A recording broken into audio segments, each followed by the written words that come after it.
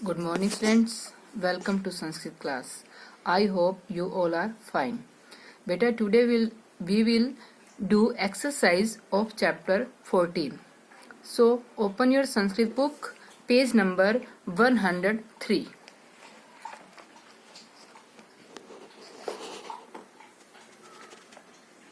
शब्दकोश है. Word meaning.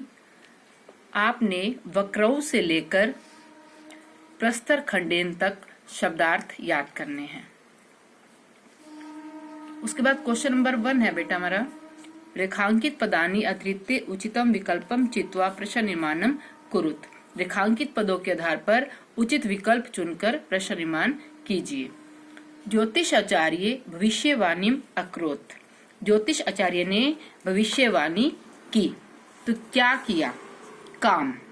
भविष्यवाणी स्त्रीलिंग, तो स्त्रीलिंग किम शब्द रूप स्त्रीलिंग चलेगा काम. अहम भाग्यस्य अवलंबनात् राज्यम न इच्छामि. मैं भाग्य के सहारे राज्य नहीं करूंगा. किसके सहारे? कस्य. भोजः लोकप्रिय नृपः आसीत्. भोज लोकप्रिय राजा था. कैसा? कीदृश है. स दंतौ अत्रोट्यत. उसने दोनों दांतों को तोड़ दिया. किसे? कौ.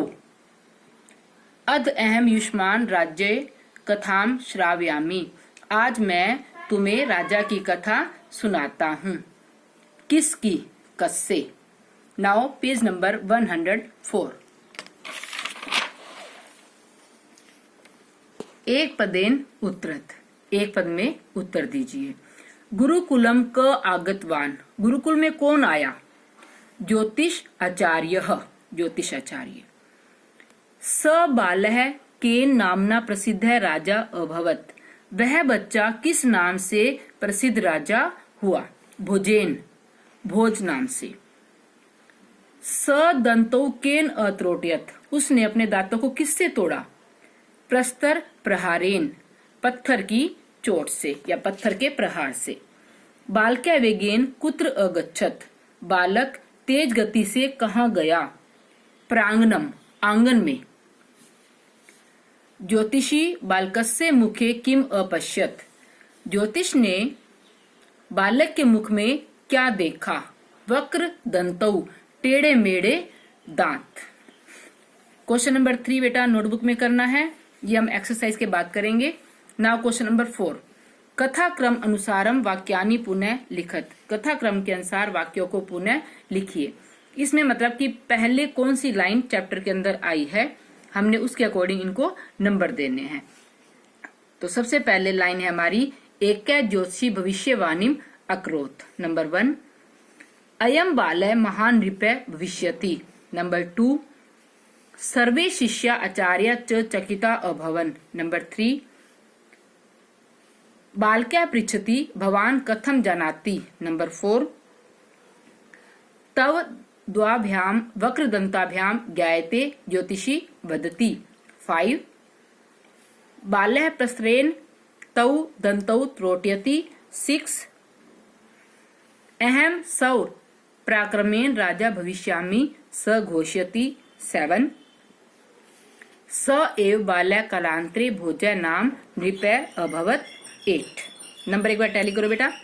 3, 7, 5, 8, 2, 6, 4, 1. Question number 5. अधोलिखिता नाम समस्त पदा नाम विग्रहम कृत्वा तेषाम नामानि लिखत. नीचे लिखे समस्त पदों का विग्रह करके उनके नाम लिखिए. बेटा ये समास हैं.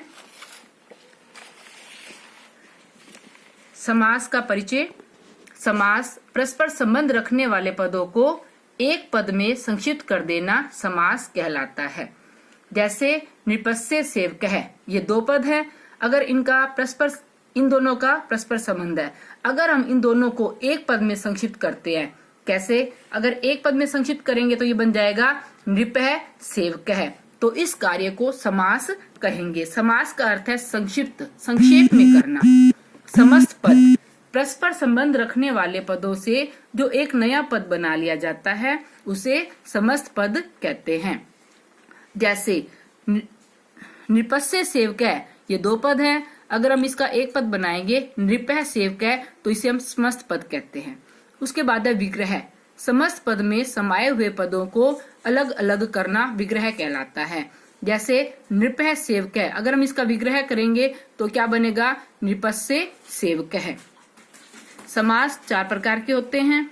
1 अव्ययी भाव समास, 2 तत्पुरुष समास, 3 द्वंद्व समास और नंबर 4 बहुव्रीहि समास। ग्रह स्वामी, हमने इसका विग्रह करना है। विग्रह करते टाइम हमने क्या देखना है कि इसमें कौन सी विभक्ति आ रही है। गृह स्वामी, घर का स्वामी। का, कर्ता ने कर्म को करण से संप्रदान के लिए अपादान से अलग संबंध षष्ठी विभक्ति। तो तत्पुरुष में हम विभक्ति यूज करते हैं।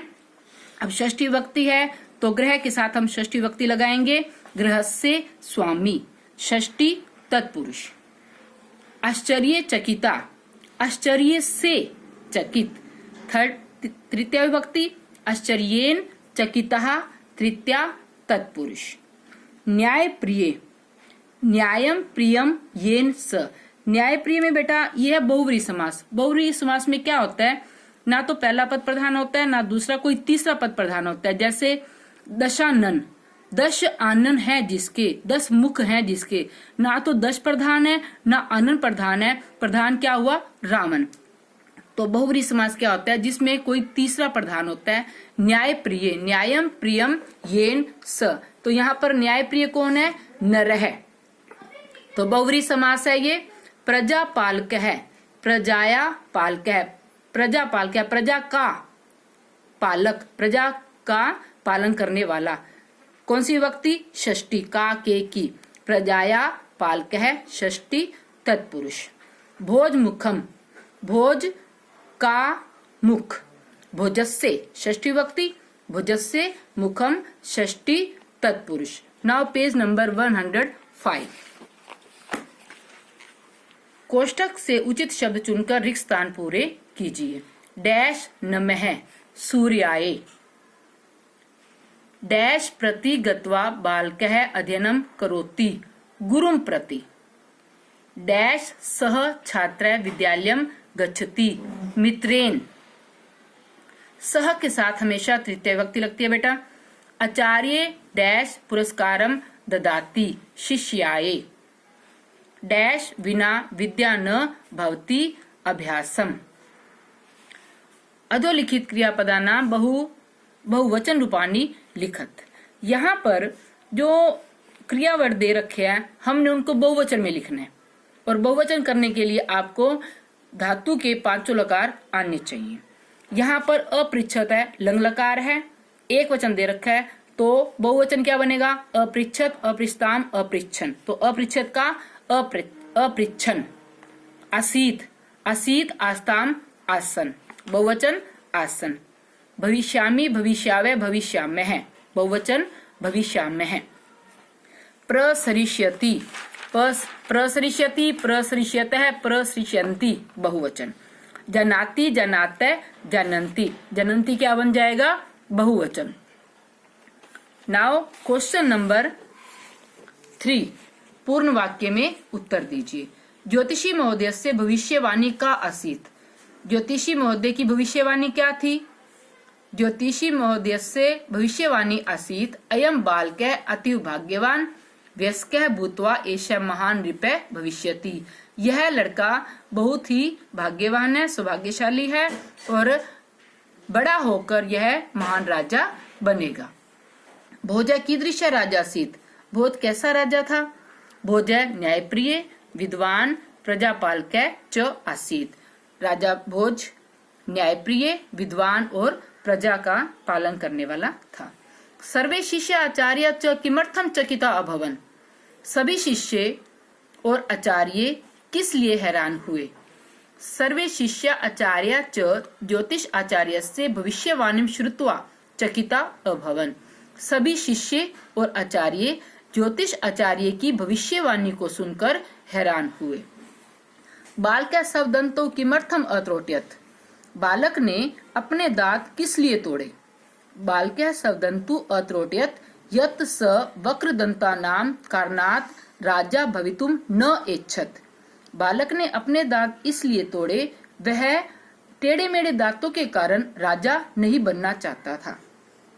भोजः कुत्र कति वर्ष पर्यंतम च राज्यम अकरोत्। राजा भोज ने कहाँ और कितने वर्ष तक राज्य किया। भोजः मध्य प्रदेशस्य धारानगर्यां 50 वर्ष पर्यंतम राज्यम अकरोत्। राजा भोज ने मध्य प्रदेश की धारा नगरी में 50 वर्ष तक राज्य किया।